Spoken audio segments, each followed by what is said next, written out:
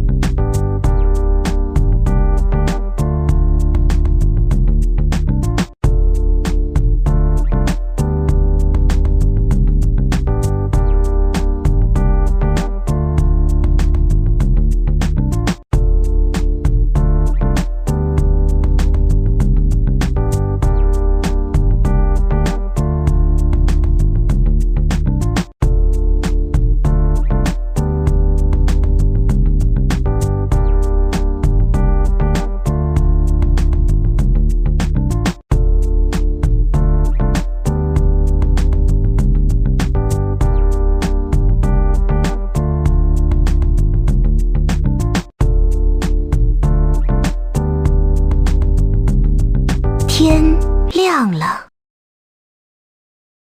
开始竞选警长。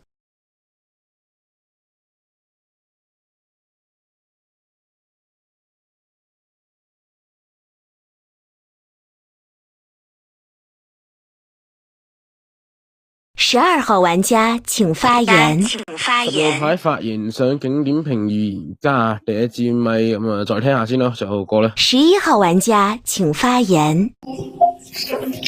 喂，你好滑水喎，你冇散發好人氣息喎，12號玩家，即係我呢啲係發光好人咯，就算第一支咪我都要，即係都要發光發亮，等你認到我係好人咯。所以你唔發光就即係你有啲灰暗咯，陰陰地又可能係個狼咯，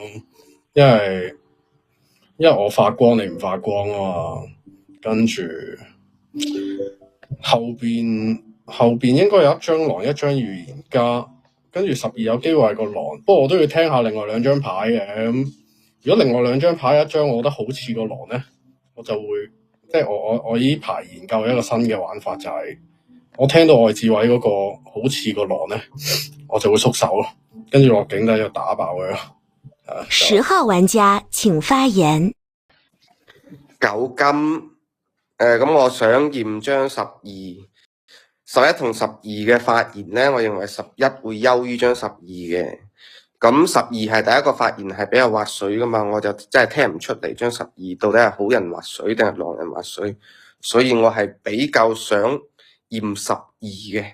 即係如果嗱，因為呢個板子係有個噩夢之影嘅大狼啊嘛，即係我特別交代翻先。如果我係晚上驗唔到人嘅情況咧，我就會不選擇發言順序嘅，即係投咗悍跳狼之後，如果大狼要夢我就驗唔到人啊嘛，咁驗唔到人我就會不選擇發言順序。如果我驗到人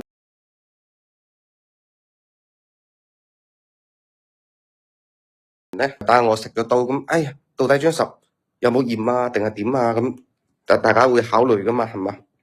咁再講翻點解驗張9咯？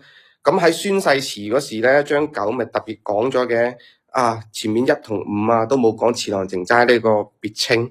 喂，我發覺張9呢個人啊幾認真咯。咁無論佢係狼人好人，我認為佢對待遊戲嘅呢個態度係值得大家去學習嘅，所以就驗咗佢。咁驗到金水咧，我認為都幾好嘅。咁起碼佢份人比較認真，希望佢攞好人嗰時候都可以幫我揾下狼咯。咁我就會驗12。咁第二警徽流咧，我想驗翻張4係對面嘅。咁我係10號嘛，9係金水。咁9、10兩張對面嘅牌就係3同4，所以我會3同4嗰度揀一張，咁揀張4號牌。咁其他嗰啲2啊、3啊、5啊、6啊嗰啲，咪聽下咯，睇下佢哋投票咯。暫時點評就咁多啦。9金水、12同4警徽。8號玩家請發言。7金水啊，驗7嘅心路歷程係隔離驗噶，上下智慧驗咗張7金水噶。我警徽流第一警徽流打呢張9，第二警徽流打呢張5，就9、5去驗咯。講一講點解先。首先前面10、11、12 3張牌發過言啦，咁10號牌係同我對跳係狼人牌，跟住佢話第一驗呢張12，咁其實佢第一驗話驗呢張12，跟住咧話咩好似講咗個理由噶，跟住11佢話咩打12去劃水啊嘛，所以我感覺上第一警徽流壓警上嘅12唔太似共邊咯，所以加上12比較劃水，所以我覺得可以聽一聽佢發言。至於張11，因為佢打咗個講咗話咩聽到狼嘅話就退水定係點，總之講咗個類似警上站邊咁嘅語氣啦。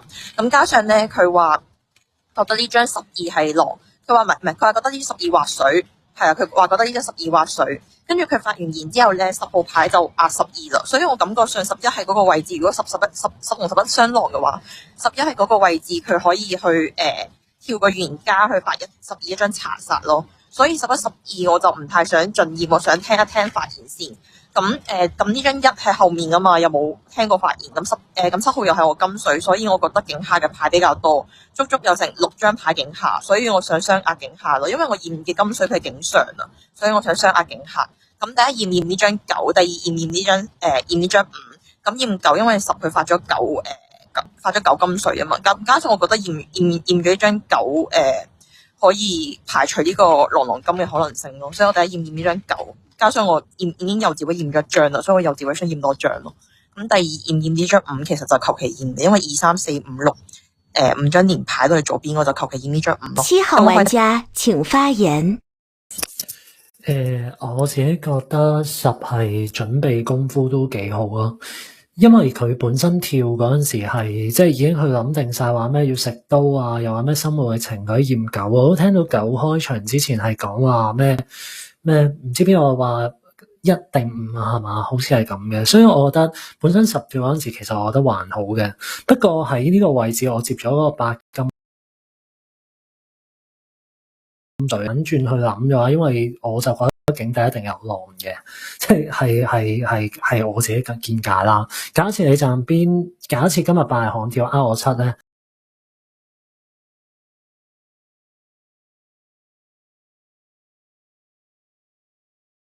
就我覺得12嘅發言係好即係不能定義咯，但係我冇覺得11喺10嘅眼中覺得即係10話咩，覺得11去打12話咩佢自己發光，我覺得11就即係可能比較做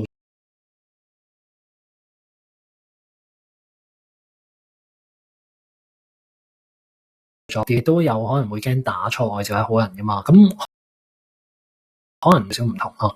我冇我嘅職責啊，咁我可能真係都係嘗試第一日去分完家，咁就唔會點未到票型嘅出嚟，所以其實我冇好認同10話警上嗰11即係比12好，咁但係我就好難喺呢個位置站邊啦，因為我覺得8其實都撩得冇太大問題，唯一冇咁好嘅就係話咩警底第2揮流，即係我覺得佢第1揮流壓對家嘅嗰張9牌金水係 OK， 咁哪怕如果我覺得即係今日8真係預言家，我都未必覺得9一定係狼同伴嘅，不過即係我覺得純粹係格局啫。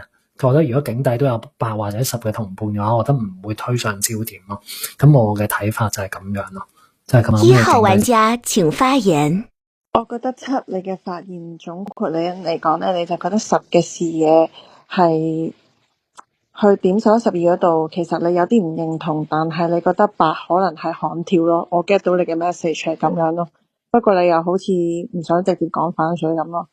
咁我自己覺得其實8同10嘅發言真係都頗不相伯仲。如果要喺我呢一刻去分，我會傾向啲站10係有少少雞蛋去挑骨頭咁去，覺得8嘅有啲位有啲解釋得唔係咁好咯。例如佢第2警徽流點解壓5啊？因為如果你驗咗7號玩家金水，即係講真吓，即係我唔知背後有冇其他原因，你覺得需要定義5先啦。咁可能我覺得可能會順住金水隔籬有張去驗張6先咯，即係好硬打噶。咁然後我係認同7，可能覺得即係11、12嗰度可能會唔會太快俾身份？不過我自己覺得11、12喺我呢度我冇聽得到特別似咯。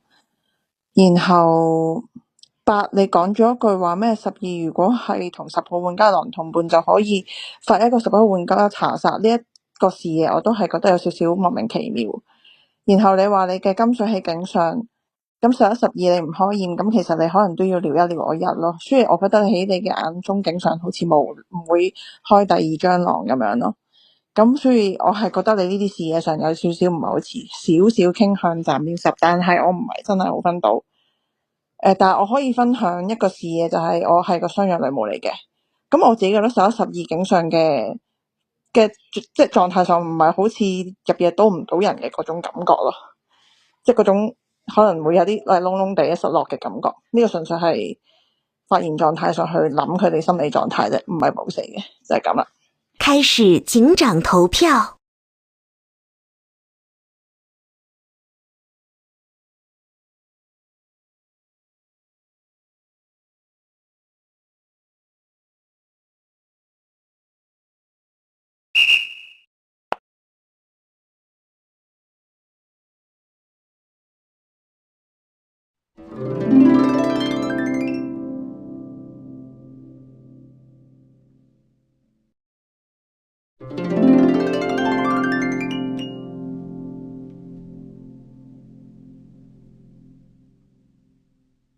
11號玩家請發言。喂，11號法官好人發言喎，呢個票型好龐大喎，10號。我係認同8嗰個視野，其實應該要優先入境上嘅。你好難從10去，因為10去認我11好人去進驗12就去放開個12咯。但係8都可以係個原家嘅，因為10可以去拉住個好人去打12，有機會12好人，或者10可以係個狼人知道好人，12都係個狼人去拉住我去壓嗰個12噶嘛。因為我太過好人，佢唔夠膽喐我啊個10，所以可以即係你8如果係個原家就冇得放開個12咯。所以呢個係你8唔好嘅點咯。所以如果我其實老實講，我上票可能都會上俾10啊，但係睇完呢個票型係有啲慌咯。跟住就其實好難玩，因為全部人都上俾10咧，你就好難喺入邊揾啲好突兀嘅好人或者狼人出嚟咯。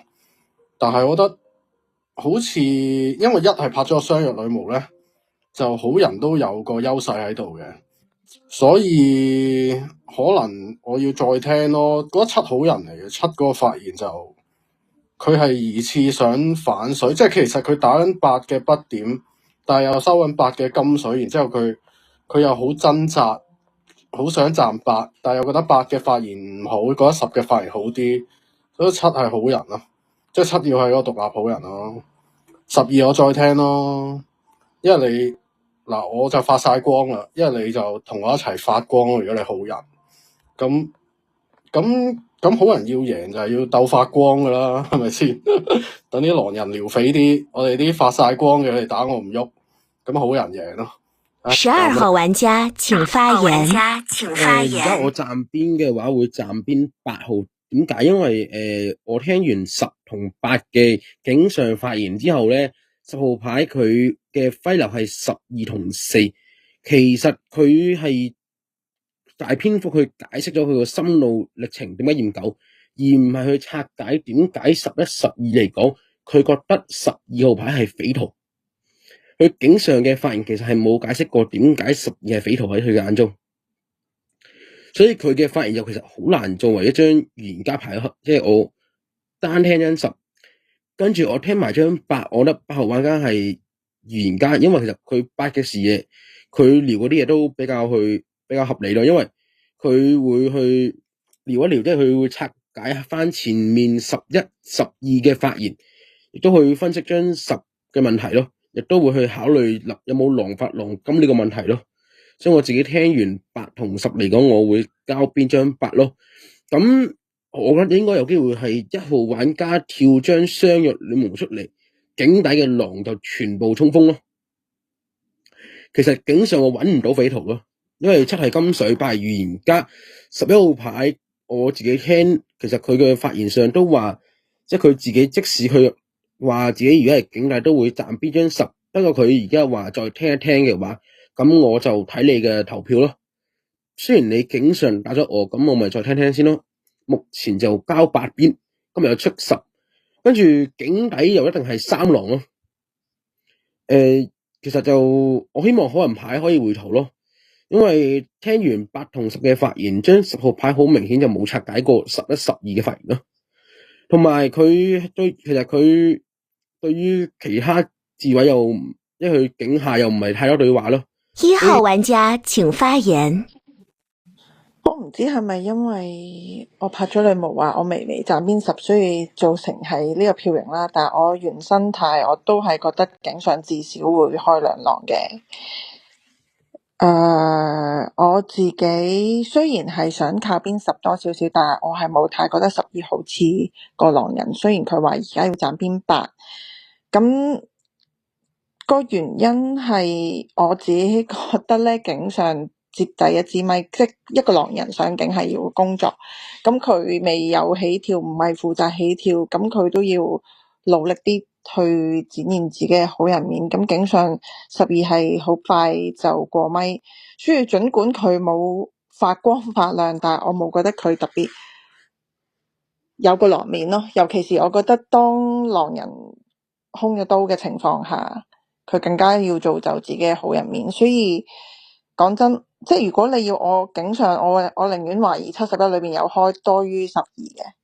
但係咧邊我係真係唔係好站得實，咁可唔可以72都唔係狼，然之後警下開晒狼都得嘅？咁所以邊係我真係唔係話站死10嘅。之後我覺得喺8你嘅世界，你可能會即係警上驗到金水，你會警上揾，同埋可能你真係要解釋得多啲，點解你警下揀張9真係冇問題，學你個金水話齋，但係我都會好想聽點解你會隔咗一張要驗5咁樣咯，就係咁啦，真係暫時咁啊。市民你好啲咯，因為我跳咗出嚟，咁咪保一保護我咯，就係咁啦。咁今晚無論誰中刀，即係如果唔係我中刀，我點都會救嘅。咁救完先再盤佢係咩咯？就咁啦。2號玩家請發言。嗱，首先咧，我見到個票型係有陣經過嘅，但係我經過1、11、12 3張牌嘅發言之後咧，我沉澱完之後咧，覺得都唔一定係我諗嘅嗰樣嘢咯。因為今日一係警上末智位跳咗個雙女巫，佢係微微站邊張10號，所以當時警下嘅狼人，即係如果唔夠3張啦，警下得2張狼咧，好似係唔敢發起衝鋒咯。因為當女巫站孖邊之後，警下嘅狼走去衝鋒咧，狼天生係即係第一晚係冇開刀咧，係已經弱勢咗，再衝完之後解釋唔到水尾8咧，係直接裸露咯。所以我係即係呢一刻我未覺得自己一定係站錯邊咯。其實8最大嘅問題唔係咩唔去即係警上驗到張金水跟住雙壓警下，佢最大嘅問題係佢保11、12嘅原因係好蒼白咯。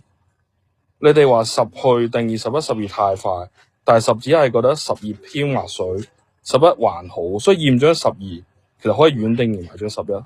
但係8係話11係好人原因係11係狼同10共邊咧，就會發張12查殺，呢個係佢保11嘅原因。第二佢保12嘅原因係10號要入張12警徽流，所以12唔係狼。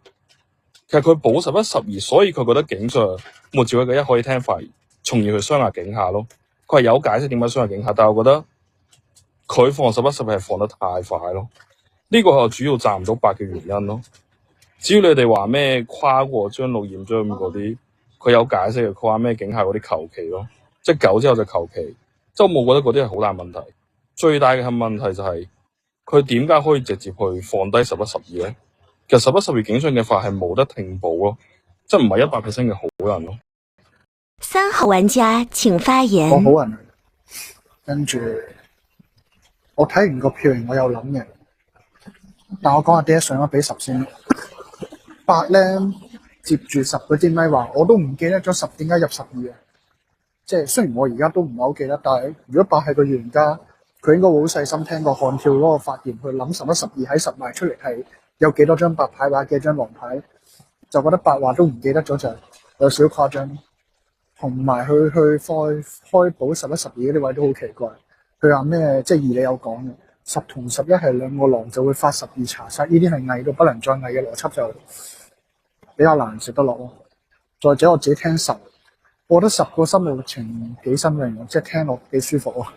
即係講嗰啲開場乜乜乜嗰啲，因為起碼係事實先，同埋我覺得又好似幾 OK 喎，所以咁樣去開嗰個9，所以就種種因素就覺得10似啲咯，覺得8應該係紅票。係啊，我有諗睇完個票型有諗嘅原因係，我自己覺得因為今日一係警上後置位拍咗個雙翼女巫，亦都係即係話狼係望我自己隊友第一日少咗把刀噶嘛，咁狼已經天然劣勢嘅時候。仲會唔會倒勾俾個原家攞極輝，跟住再歸咗個悍跳，跟住再今日如果假設劈唔中嗰啲攝龍人啊乜乜成嗰啲就又有多個救又多個平安夜，就好似狼好自己窒死咯。但係獨立聽發現真係警上係一定覺得10優於8咯，8去對手12嗰啲點評，我覺得係好堆砌咯，即係唔似係真係盲視嘢去諗緊望住11、12係咩咯，好似好多夾硬自己作啲解釋咁樣。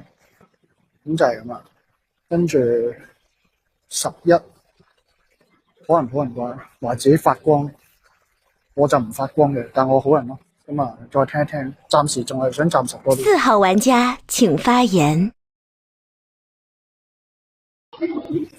睇完票型咧就少方嘅，咁但係你問我係咪一定係回頭咧，我又聽多輪咯。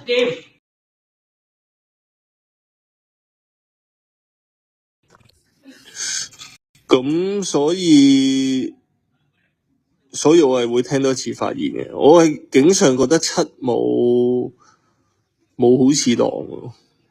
我即係1未跳嗰時，我直投標17都係好人。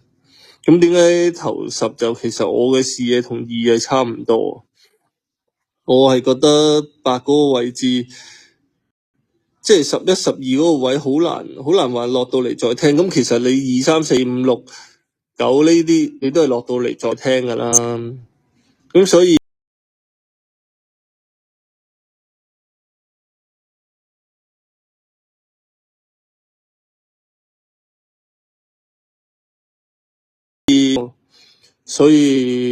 我就投住俾10先，加上1最尾跳完雙弱咧，佢話有啲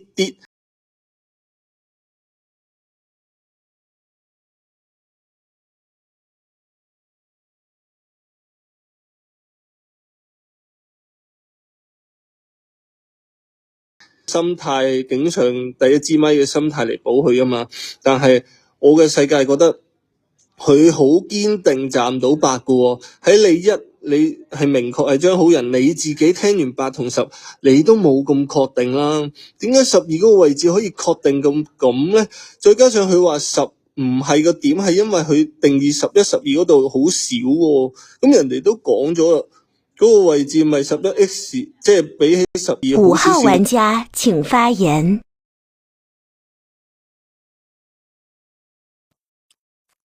我上票俾10號，因為覺得8號好唔專。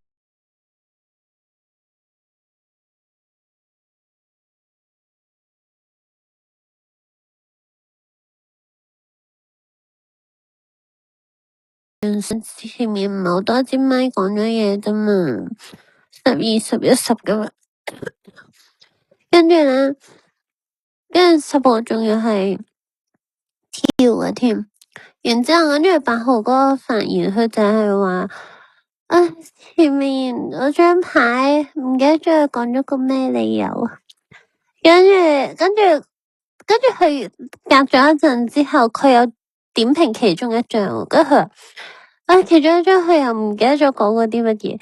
我想問得個3張牌啫喎，你連即係3張前面3張，你2張都唔知前面有乜嘢，咁你都真係好唔專心喎。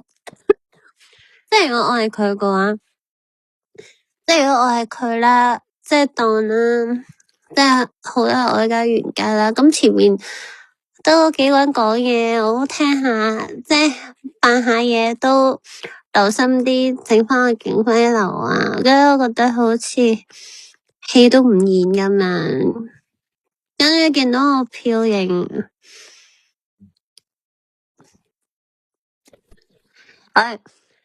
唔知喎，即係我係唔會上票，即係唔太想上票俾佢，因為我覺得佢好似都唔係好。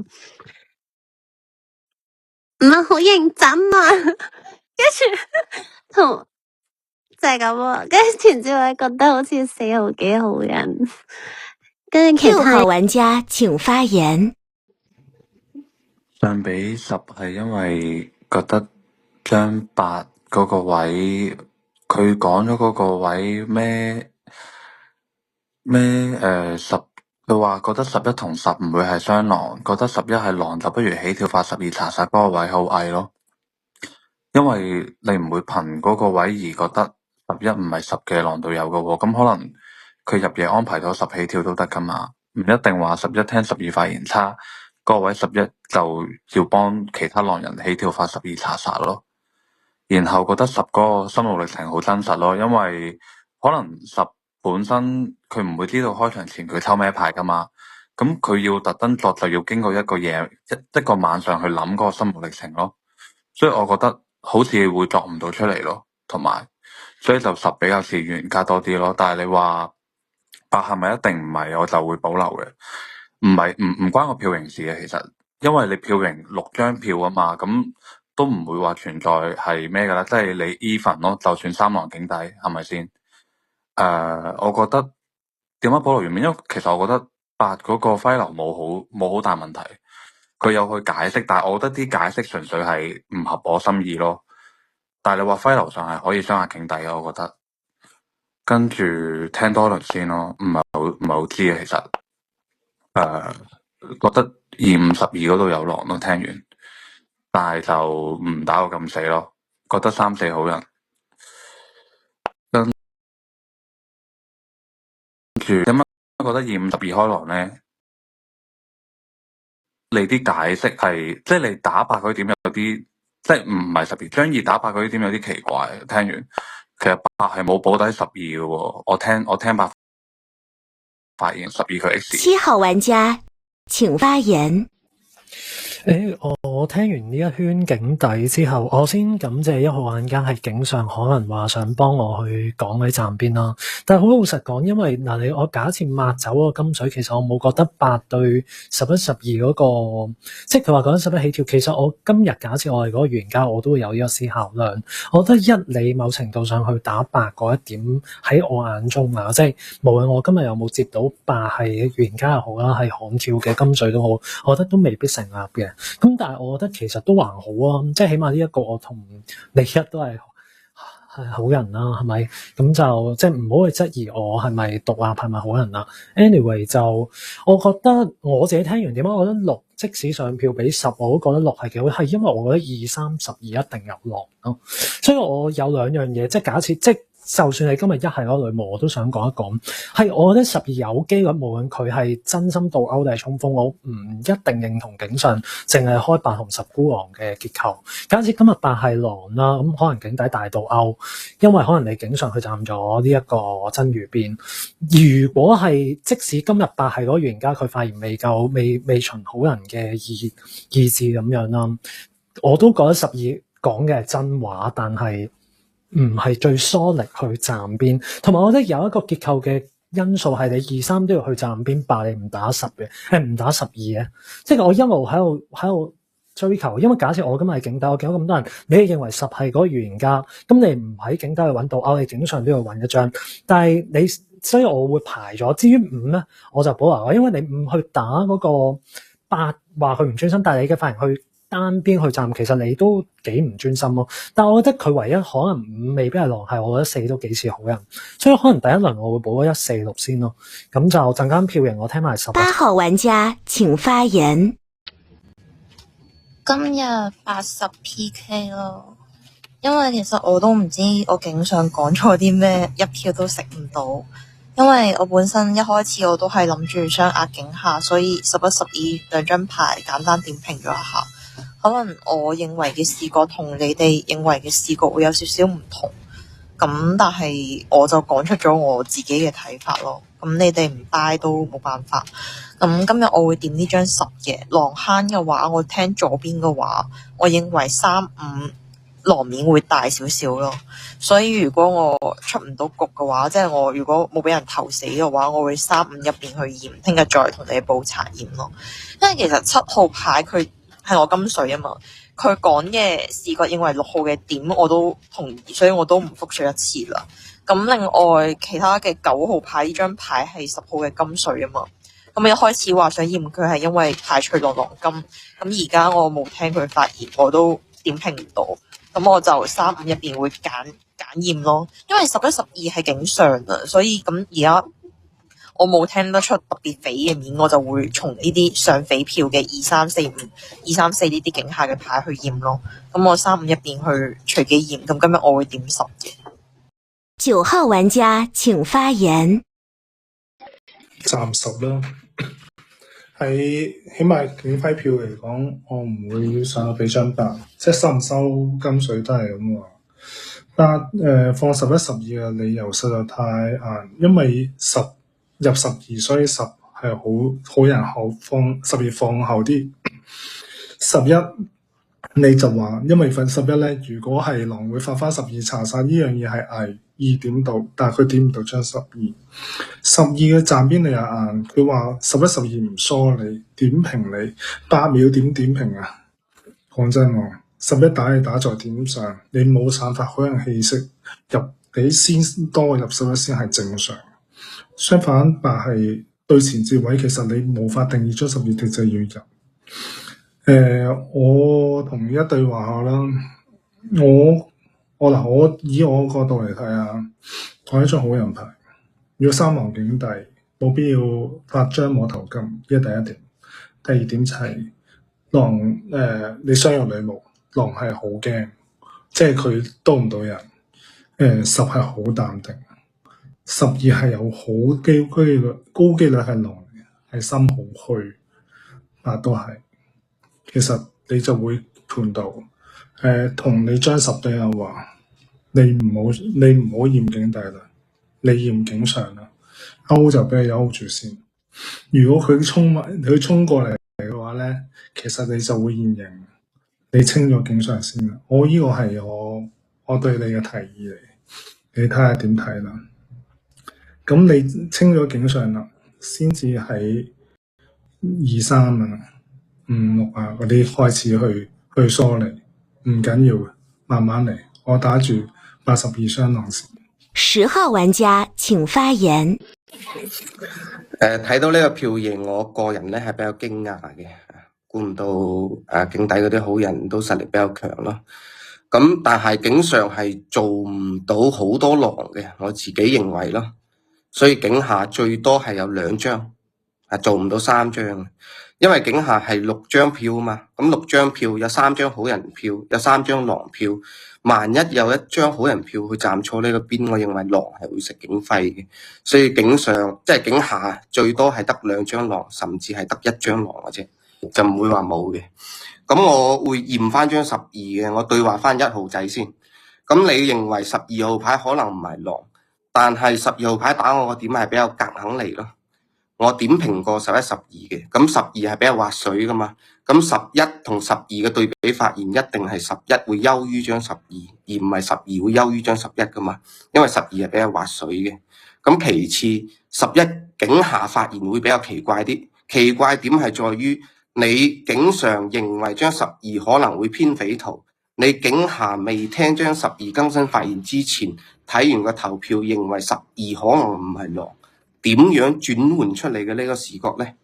當然我唔知你係咪好人啦，即係我問翻你先啫，係嘛？咁你係好人，你警上話12係狼，警下話12可能唔係狼啊，10要借住我手打啊，或者10、12兩狼啊，咁到底12係咪狼先得噶？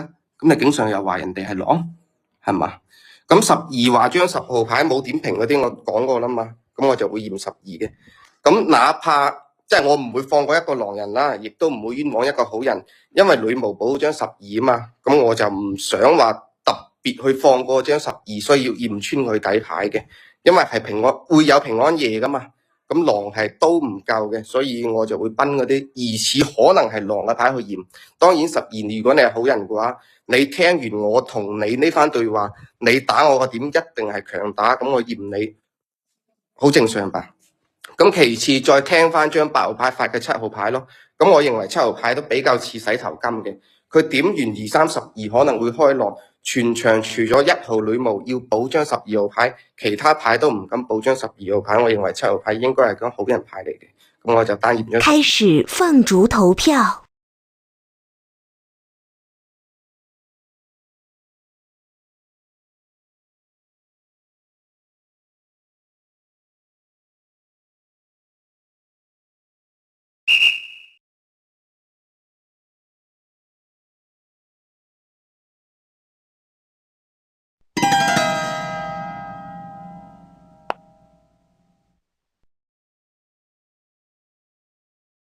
等待玩家发动技能。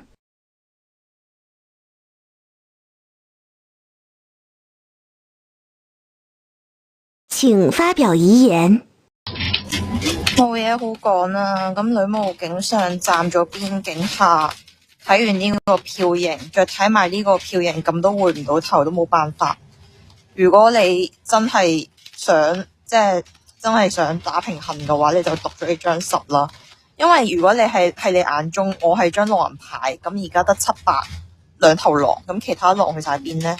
咁你讀咗呢張10有個警徽可以飛個查驗，起碼之後都有得掹一掹。但係如果你今晚唔開毒，或者俾人都讀錯好人嘅話，我覺得呢一場就會比較難打。咁呢張5號牌棄咗票，咁我可能打錯佢，因為我聽左照位嘅話2、3、5比較肥面比較大，當中2、3、5入邊3、5肥面比較大，但係5而家棄咗票，所以我覺得3係定狼。2嘅話，我聽佢發言都有啲肥，咁我冇啦。希望你哋回到頭啦，因為我真係驗咗呢張7金水，可能我警上點評11、12嘅視覺同你哋有啲唔同。天黑請閉眼。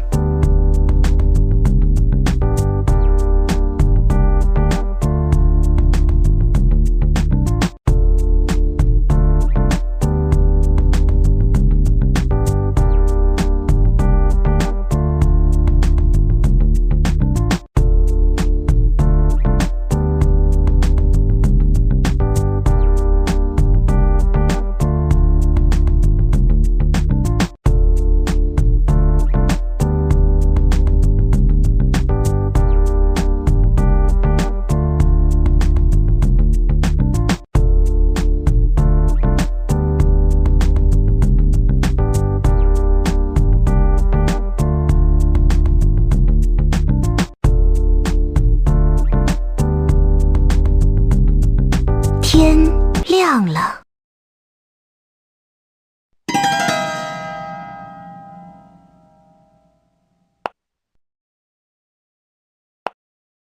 等待玩家发动技能。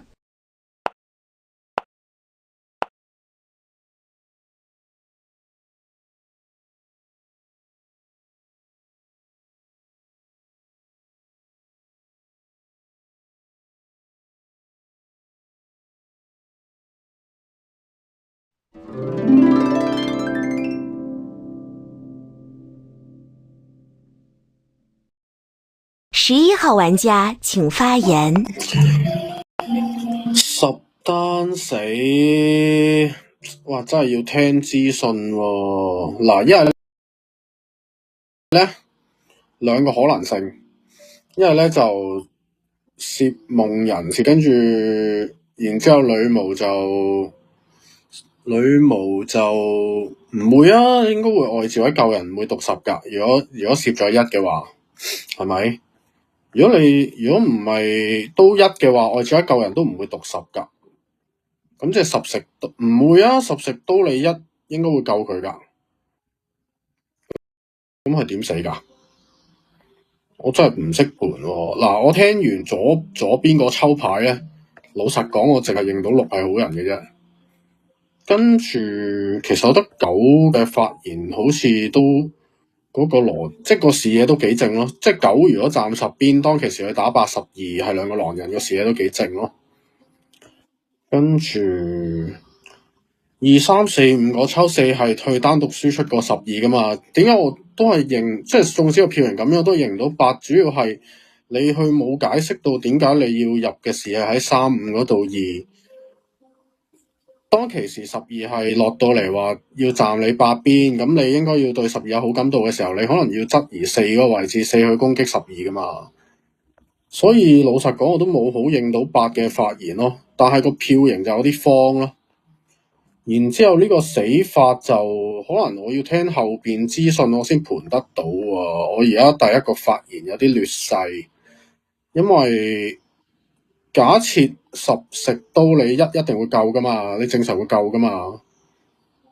咁點樣先可以10單死啊？有相若女巫嘅情況下，我真係諗唔通點樣可以10單死喎。9號玩家請發言。12金水我排唔到坑喎。1號，你係我唔肯定，你係咪夢咗夠唔到10，還是你直情唔夠10？即係盤10字刀，點排法排唔到喎？你淨係排7、8、12個字位，其實佢好堅定咁站張8噶嘛，佢唔會衝張8走嘅。11點唔到，盤嚟盤去。我想出12喎，我想歸12喎。今日冇人可以出張7，我報張7，係啊，咁就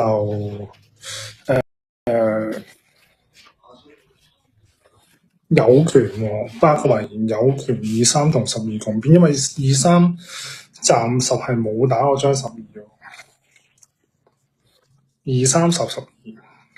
如果10係狼，如果8係狼，7、8，仲有2隻呢？點盤啊？7、8、11，仲有一隻都盤唔到喎。不如再張12先咯，個揮俾你咯，俾1號。總之我今日補硬張7噶啦，冇人可以喐張7。7號玩家請發言。喂，可能真係有鬼故事喎。嗱，無論我覺得9一定係好人嚟嘅，因為首先我獨立真係唔係狼啦。咁嗱，如果你1咧，你陣間，我覺得你11嘅發言唔係太好人視覺啦。因為第一樣嘢，我覺得你唔需要去盤嘅，因為有得幾個可能性啫嘛。因為今日如果10係嗰個預言家啦，封鎖嘅位置一定唔喺1頭上，咁有機會係封咗1，跟住1救唔到10可唔可以係字都可以，因為同你9一樣，我揾唔到狼。假設我哋全部係站邊10，你9係10嘅金水啦，我獨立唔係狼啦，1係嗰個相約女巫狼隊本身係劣勢開局啦，咁我而家1、7、9裏邊3個都係好人啦，4因為咧跟住再加上5咧，點解我覺得5你去打8嗰啲唔係好似狼衝鋒去硬打8，係我覺得今日假設我係嗰個狼，你自己本身都唔專心啦，跟住你仲讓而你底牌係知道，當你知道8真係嗰個發言唔好嘅預言家，你咁樣硬砌佢，我覺得起碼對我嚟講，我會覺得有於心不忍咯。所以係好奇怪，咁你今日11、12就直接跳落坑，係個原因係你可以係10係嗰個字刀㗎，因為你一定係要咁樣先贏到啊嘛，你明唔明白啊，1號仔？咁所以咧，我覺得你12你要俾一個好 solid 嘅理由係，你係最要去站邊嗰個8。憑乜嘢當10你去？同埋我再解釋下點解我尋日係會投你10先，因為我覺得10你視覺絕對冇可能去留12咯。你嘅視覺裏邊，你覺得警底唔存在2張3狼以上，咁警上12咪一定係狼咯。你唔會係同埋你假設你驗到12係金水，1要去補咗12，1去站邊10。要補咗12都唔一定要去入你嘅第一勁揮流噶嘛，佢會流失噶嘛，所以我覺得我唔理解唔到點解當10話要去驗12嗰陣時嘅話係你哋會去咯。咁今日假設我係唯一一個站咗邊嘅狼，今日都要打我，但我唔係。6號玩家請發言。但係其實我覺得當其時10嗰個視野，如果佢係狼人，不如直接叫張1話你讀12啦。如果開到技能，即係如果10係狼，應該會打得狠啲喎。我覺得直接話你讀12，然後驗其他位，就好似冇必要救12呢張牌咯。咁除非你盤話10、12係嗰個狼人咯，係嗰個共身份咯佢哋。但係字刀咩要？佢要字刀，咁點解要蒙張1啊？咁佢要字刀，佢唔蒙張1，等張1救10咪得咯。即係我係諗緊呢個問題啊，9號。我唔知喎，咁你覺得12係可以係嗰個金剛狼聽下12嗰個發言咯，因為佢變咗票噶嘛，佢口口聲聲話投8，唔係佢口口聲聲話彈8，但係佢最尾嗰票係投落8度噶嘛，一係聽下12今輪嗰個解釋咯。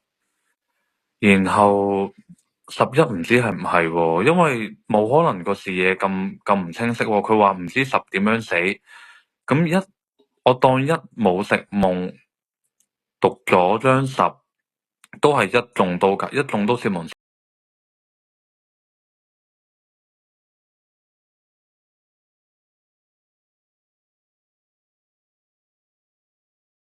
住救咗人，好似唔太成立喎呢個位。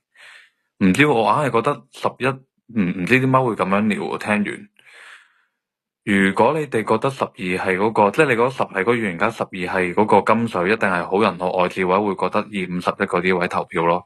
可以聽更新發言嘅，同埋我琴日補低張3係因為3同我上票率又係一模一樣，但我唔認同2、3個位就係話8補底11、12，其實係冇咯，8淨係補低個11，冇補低個12啊。所以佢哋依個位係聽錯咯，但係我就因為2啲上票率有啲奇怪，我聽落，但係我都唔係好肯定。5號玩家請發言。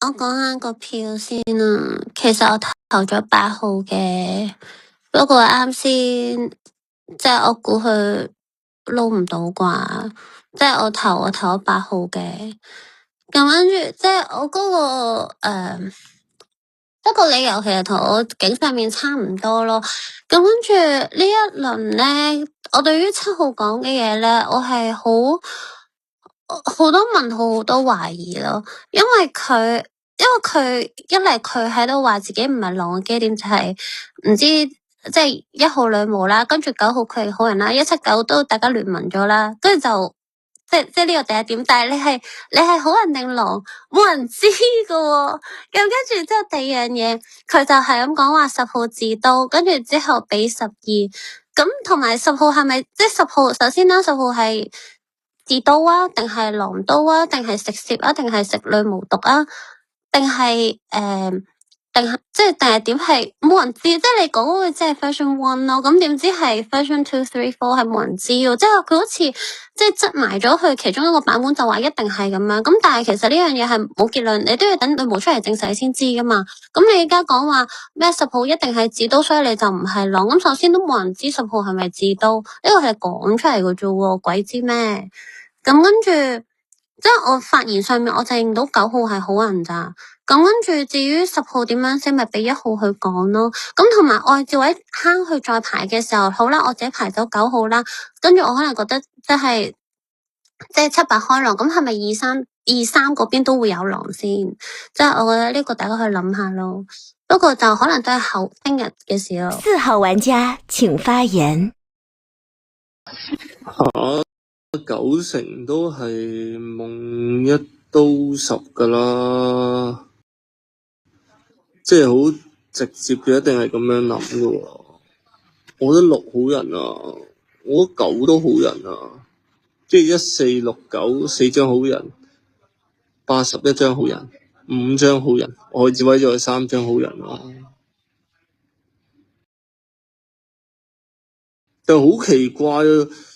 你要10今日係張自刀落，佢仲要夢張1，夢完張1好唔合乎效益嘅喎，所以我係唔係好 buy，我唔係好 buy 呢一條線咯，反而係想覺得，即係我覺得10拎狼咁咪直接發，如果12係隊友咪直接發埋佢金咯，跟住咪推張7咁咪得咯。七今輪好似都冇點樣解釋去站白邊嘅原因嘅喎。但係9又話咩？因為9話哇，你全部人都唔可以喐張7咧，咁就9就實在太好人啦。我係咁樣諗咯。咁1你歸咯，其實我係有少少想繼續斬10嘅，即係但係我聽你。日季咯，咁啱噶嘛。咁最正邏輯就係一定係夢你刀十，咁今輪又可以刀翻你啦，咁攝夢人又唔可以攝你啦，咁你刀你個救藥又冇咗啦，即係咁樣噶嘛。所以我覺得好奇怪喎。我覺得3號玩家請發言。我對話在場所有好人咯，尤其是你1號女巫，第一就堅持只係斬邊，我覺得10係個原價，8點低落嚟咧，即係同我哋講話，我唔死咧就3-5驗，即係如果你係個原價，你係6-0落後俾緊嗰個10號悍跳噶嘛，俾你翻到盤出到個10個大狼一定係唔會夢你啦，直接3-5驗都唔可以咁樣打你，因為多數夢1嘅，但係我覺得8個世界係擺明就係好急住喺3-5嗰啲位去發查實咯。第二個點係我建議你唔好報7啦，因為7今日講嗰樣嘢係咩話？夢1 10字刀，即係夢個女巫等佢冇得救嗰個10。咁既然如果10今日推完個原家要自刀做身份，咁點解要夢1咧？咪等我一報個10銀水，跟住再等大家諗下嚇，佢係真係嗰個銀水魚要追刀定係即係唔係佢係真係嗰個原家要狼要直接刀定係佢係食刀？點樣夢個女巫等個女巫救唔到自己啊？佢夢得1嘅話咧，咁點解唔直接外置位奔個獵人或者攝夢人去搞咧？我問下嘅啫，點樣夢1跟住10字刀咧？收益論上係好誇嘅喎，7話咩夢1跟住10係個狼，夢完個女巫等個女巫唔好救個字刀狼，即係聽得明啊嘛，所以就我講完啦。咁我係聽完今日7就冇覺得7好人嘅，咁你9就堅定少少咯。我係覺得10係原價，跟住我聽5點到7，我覺得5唔似狼，再加上8話我要喺3-5嗰度搞3-5嗰度搞，我只覺得佢對住2張白牌，我睇翻好人啦，所以我都覺得5應該係一個好人。我淨係補到5嘅啫，其實咁就係咁咯。我係有啲想投7添啊，其實，但我唔知你1號點睇，我係想暫10嘅繼續。2號玩家請發言。我覺得6號你將2、5、12捆埋嚟打咧，跟住補張3係好誇張嘅事咯。首先3接我咪咧，佢係認同我講嘅嘢咯。8肯定警察有講過10號咁樣去入張12揮流，雖然8自己話定義唔到12係啲乜，但係覺得10唔會入狼揮流咯，係放咗12喎，佢只不過補咗句屋警校再聽12，所以你冇得話我站邊嗰個12你有夾硬嚟咯，只不過你3同埋6係補埋10嘅心愛情，跟住你9問我點解頭先站張10邊唔打12？首先我唔知12可唔可以係嗰個站錯邊好人，12嘅範係好狼，第一用佢獨立女巫士去補低個12，我唔會有個質疑，我要打12就要跨過張1咯。同埋我當時係解釋緊自己嘅上票，同埋上完票之後諗緊啲乜咯。我根本就唔夠時間去打張12，即係正常站10邊識得打12噶嘛，即係唔使講我覺得12係衝鋒狼，講呢句唔會令到我一定即係唔會提高我嘅好人面噶喎，所以我覺得冇必要去嘥時間講啲唔肯定嘅嘢咯。跟住我係覺得11你開咩係好辦萬事嘅咯。你話點解嘅？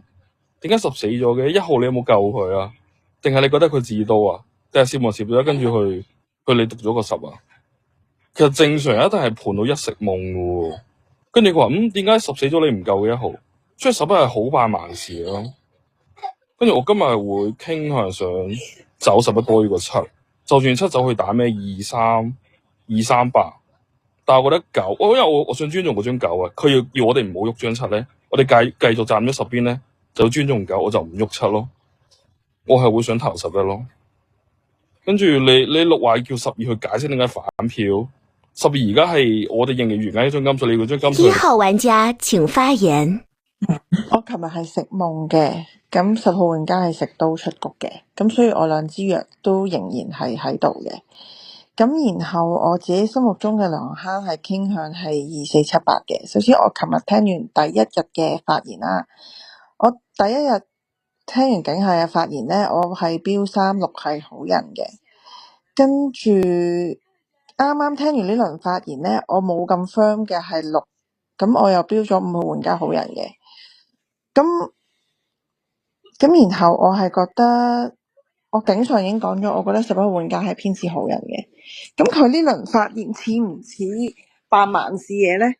咁佢可以係其他身份隱藏緊其他視野噶嘛，所以我唔會去咁樣諗咯。我自己都覺得頂上去聽11就唔係好似哇，仲即係到唔到人入嘢窿咗嗰種反應咯。咁你話佢可唔可以扮可以？畢竟佢打咗金水啊嘛。咁我覺得912都係真金水嚟嘅。我自己覺得係學生話齋係冇乜必要去自刀，但係有冇我等到救唔到佢咁樣咯。佢可以我支銀水都得噶嘛，都係一個方法嚟噶嘛。所以我起碼唔會係呢一日去盤要歸12嘅嘢咯。所以我自己傾向係喺27嗰度分先嘅，就係咁樣啦。跟住我今輪未必補到你錄嘅一個點係，我覺得今日其實狼點都一定要打狼先至有限嘅。而我覺得7你今輪話要歸12，你歸完12之後，咁10都有其他狼同伴喺境下，你覺得邊一張係咧？7號玩家，所以我係呢一點，我覺得你唔真係可能唔一定係狼發嘅人金水咯，就係咁樣啦。咁12號玩家請發言。請發言。歸7，咁你咪去讀11咯。因為點解11食毒係11號牌？佢同我講話，佢唔知咩事啊，佢冇盤過，將1係食孔咯。佢咁多個邏輯，即係咁多個基點，佢都冇盤過，將1係食孔嘅11號玩家可以係即係扮盲視野嘅匪徒咯。至於我覺得2號牌呢個位，其實如果係張匪徒牌，一定係跳張竊夢人或者獵人去咁樣7，好過直接話去直接出張11咯。所以2號牌呢個位，其實我覺得就難啲做匪徒咯。至於張4嘅話，其實我想再聽一聽先嘅。所以我嘅眼中就係7、8、11為3狼咯。11號牌係張扮盲視野嘅匪徒咯。咁呢個位咁咪出7讀11咯。因為7號牌佢直接係盤張10字刀，咁佢盤完10字刀之後，佢外置位嘅狼坑係點咧？即係10、12兩個，仲有2張咧，2、3、4、5、6、9，邊度有2張匪徒？其實佢揾唔出嚟嘅，所以張7就好難做一張好人牌啦。今日就歸7，我就建議你讀11。因為11號牌係張扮盲視野嘅匪徒，就係咁咯。過。開始放逐投票。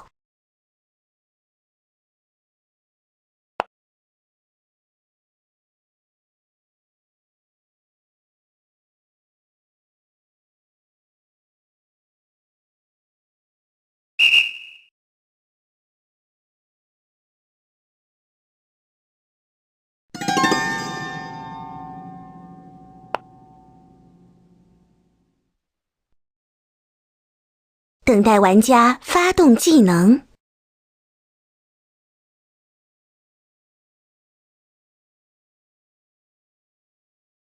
請發表遺言。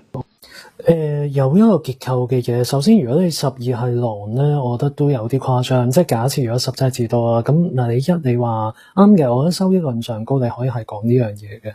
諗下先，今日如果8真係嗰個原加10係嗰字都咁冇計啦。咁 OK 好，你覺得收益論上高唔係？你話我今日首先你發言順序係先俾尾咪女巫喺木字咪啦，我聽唔到佢嗰個入夜資訊啦。跟住第二樣嘢係11，我覺得11係冇，即係我覺得入夜嗰個資訊唔太重要嘅，即係我覺得唔係第一樣係要去揾狼咯。咁我尋日已經講咗，我覺得你5可能唔係狼，覺得你去打8嘅點係唔專心，除非5同8成立係狼，即係2張狼。咁好啦，如果你覺得8，我尋日仲會去投你10嘅原因係我覺得你驗12係冇意思咯。跟住之後就係我自己係好人啊嘛，我警上咁8今日係悍跳嘅話，大量去倒勾，即係我警上你覺得我反咗水，所以狼先唔衝票俾悍跳狼啊嘛。咁我都冇得係狼㗎，你因為我警底第二日都冇幫佢8去號票，呢個第二點啦。我去質疑你12係覺得你都係冇講到，你結果人哋都係冇㗎。有一個 version 我嘅世界係我覺得11票型上高可能唔係狼，因為冇必要㗎嘛。所以我覺得你2咧。如果你都係講真話嘅狼咧，就係、倒勾狼咯，因為係排坑排出嚟嘅。咁9如果10係預言家，我係警上接咗摸頭金嘅金水啦，8係悍跳，9係個真金，你5去打我，咁點啊？我唔通我嘅視覺，我知道我自己係好人啊嘛，咁我咪就係可以保19啊？咁點啊？所以我覺得你5都我唔係好理解你講緊啲咩咯。跟住同樣地，你覺得狼坑裏邊有2、3，我係第一日認為2、3裏邊有阿婆咯。咁我係覺得2嘅狼面大過3嘅。咁我見到1同9都同我一齊投2就還好啦。咁就加油啊 VN， 加油啊1號玩家，我希望好人可以贏咯。咁我係覺得2啊係狼咯，就係咁啦。天黑請閉眼。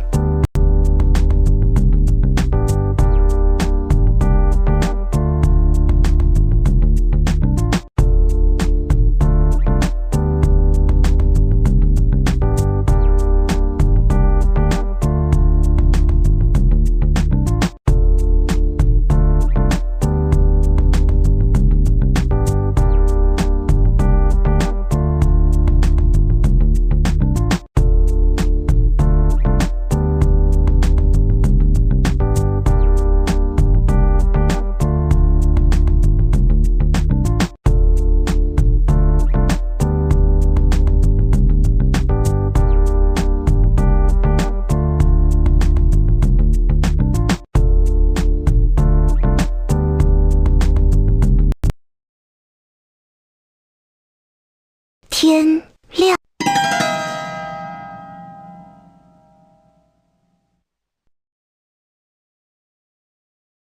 等待玩家发动技能。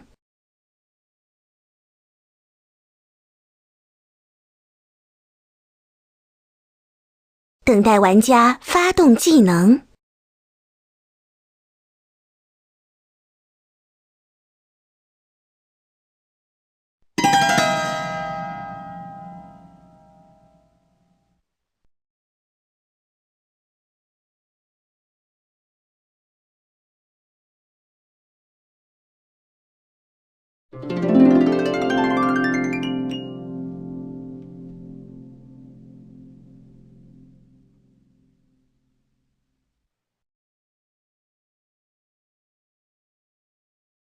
3號玩家請發言。咁咪4、6、11嗰啲位置嗰度揀咯。我真係覺得5去點7嗰啲位好重，我唔會覺得5係狼。其實9你點解要射嗰個12啊？喺我世界就單邊魚嘅金水俾你射出去，我係睇完都有啲無言。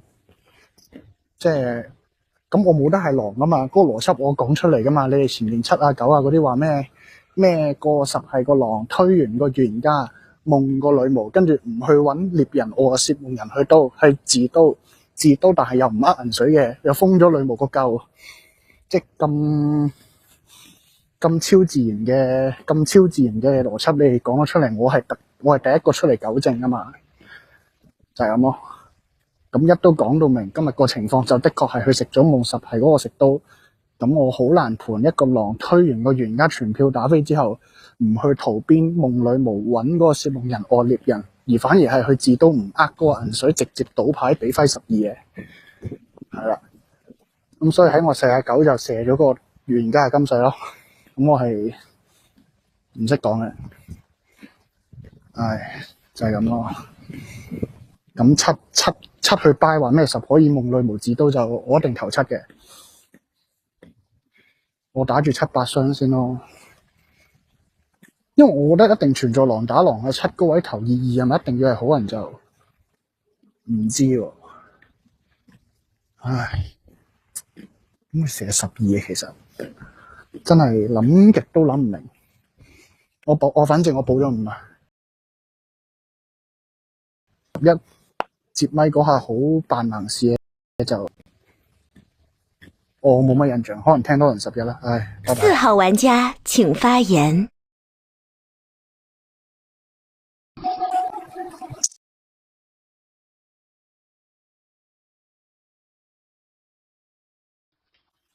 即係3，我唔知，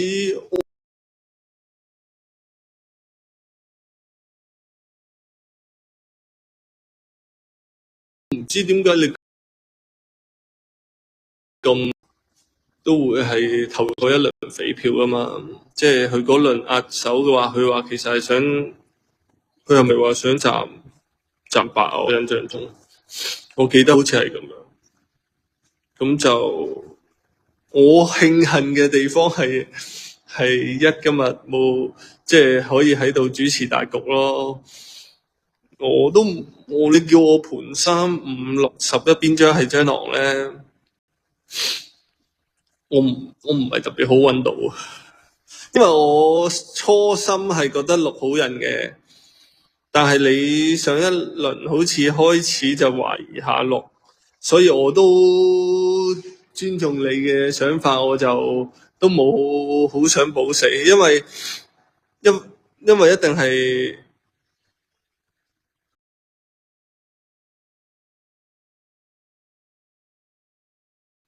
但係你問我就本身5同6都有保我4咧，所以我又冇對佢哋覺得好。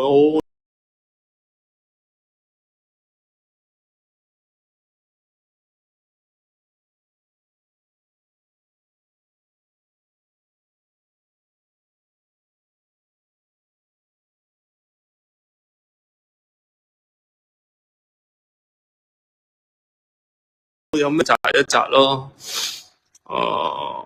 就係咁咯。5號玩家請發言。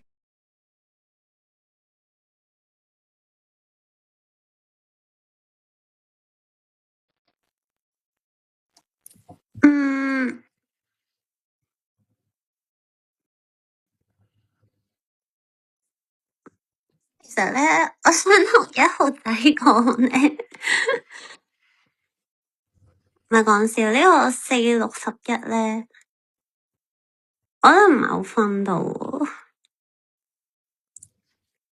跟住，因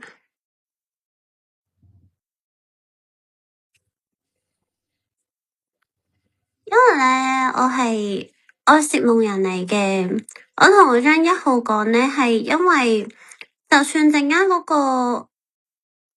個噩夢之影佢夢我都冇所謂咯，因為我嘅存在本身就已經係壓咗個神坑位啦嘛，即係依家大不了就兩神兩文兩狼咯，但我覺得機率都偏低，因為我自己覺得個2同7都係狼，咁所以喺我視覺入面可能就係揾最尾一隻狼，即係就算當啦2號即係27歸錯咗啦，咁仲有2狼喺度嘅話，咁歸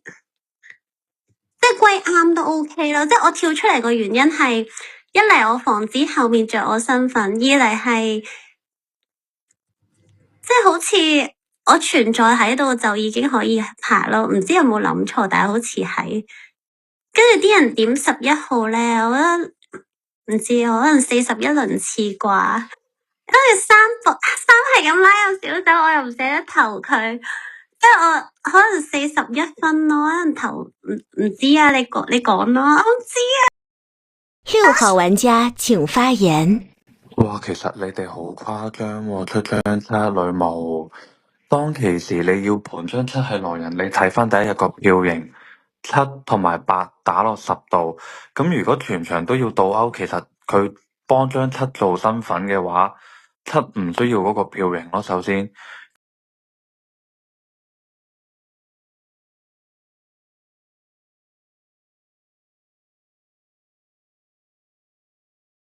跟住一個點咯，同埋打佢冇牌狼坑咯。但係你哋試想下，如果即係10係嗰個預言家中刀，咁7做緊咩先？跟住我覺得你哋3、4、5嗰啲位投7其實好誇張喎。哇，3真係唔知，我頭兩日覺得3係好人，跟住本身想投2嘅，但係見到張金水牌話71分嗰啲，然後讀1啊嘛。咁我驚唔夠票，咪投11先咯。但係其實我聽完11，淨係覺得佢好似扮緊萬事嘅，但係其實我冇覺得佢真係好奇怪。琴日嗰個票型11去投12，又好似唔係狼喎，即係如果你11睇派位，可能你唔需要對我咁大敵意嘅。如果我投咗你，但係我唔知你11係咪狼，你冇可能盤唔到1係食夢嘅。上一日1一定係食夢，10一定係中刀噶嘛，係咪先？你唔會諗唔到嗰個死法噶喎。哇！真係唔知邊張喎，係取決於張7係咪出得中咯。但係我覺得7係出唔中喎，1號。我真係冇覺得7好似狼，其實即係你話用發言上去 compare，但係格局嗰個票型7好似唔係，我覺得即係你7如果係嘅話，都要係個噩夢咯，淨係噩夢，但係你噩夢都唔會咁樣玩咯，噩夢都唔會咁樣玩咯。11號玩家請發言。我打2、3、10、12喎。你2同12打我就係純粹話我扮盲視嘢啫嘛。我第一支咪我邊有咁多時間思考，因為我淨係見到張10擔死，我夜間冇視野，我點樣盤？點樣咁快盤到？又話又1又要食夢，又點樣10又要食刀？我諗緊10食刀1冇可能唔夠啊！1食夢10食刀10啊嘛，咁咪坐高個12咯。因為12。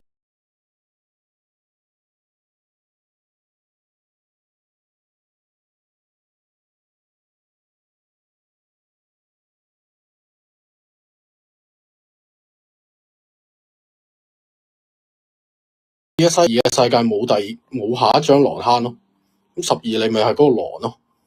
你12整個歸票發言就話出7讀11，出7讀11，你坑已經打咗7、8、11咯。外置位你要揾多一張咯，3、4、5都打已經打緊7啦。2落嚟話我11扮盲視野，你要補埋張2啊，咁你12咪要打埋張6係狼咯。所以12個歸票發言一定係狼嚟嘅喎，所以9係做得好好咯。跟住覺得3今日接咪話，哇點會槍單邊遇金水啊？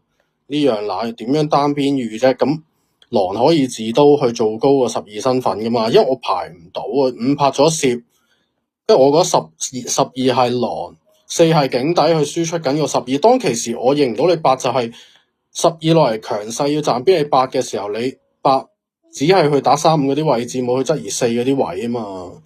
所以我覺得8發言真係好唔似，所以先投8啫嘛。但係都仲要俾個12叫食毒喎，我投8走嘅喎，所以唔會認12一定發現好人嘅喎。跟住我聽6都唔係狼啦，今輪我投3啦，我覺得3我慳打2、3、10、12、10字都做到12。1號玩家請發言。我傾向係歸4嘅，我係覺得3係好人嚟嘅。其實我係諗咗一陣係應該俾11發言先啦，定係聽4講嘢先。因為本身我睇完票型咧，我最懷疑係4同11嘅，因為我自己覺得2、7裏邊一定有走中，咁如果7走中咧，4係有投啱個票嘅，因為11你投呢一票係冇意義噶嘛，係歸唔到12嘅喎。我已經講咗，就算10可以係去自刀去做一張狼人嘅身份，都唔會係呢一個琴日呢個輪次去盤咯，而我歸咗2、7輪次，7投2，我自己覺得2應該要走啱咯。跟住我係會諗係即係2、4、6啊，定係2、7、11，又或者係我都唔知啊。總之我比較傾向3、5係排嘅，所以11你去繼續攻擊3咧，係令我有啲質疑嘅位。但係6你今輪你投完呢票，你同我講你覺得10唔係預言家，呢輪係另外一番你視野嘅原因咯。如果你覺得10唔係預言家，你唔會跟12去投11咯，即係你唔會跟12去攻擊11咯。因為喺你視野做12可以係狼嚟噶嘛，12要去推11，叫女巫去讀11啊嘛。所以6如果你懷疑10唔係預言家，你唔會去攻擊11咯，你個視野唔係好啱咯。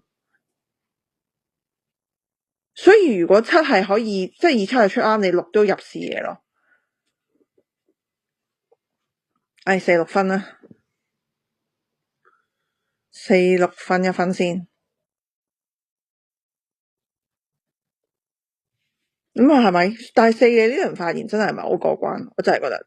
同埋佢哋唔去夢獵人，即係唔去夢狗，去刀狗，即係不捉是夢人啦，即係即係27一定要有出啱嘅喎。就咁啦，46分啦。喂，唔好投我智慧啊，46分啦。開始放逐投票。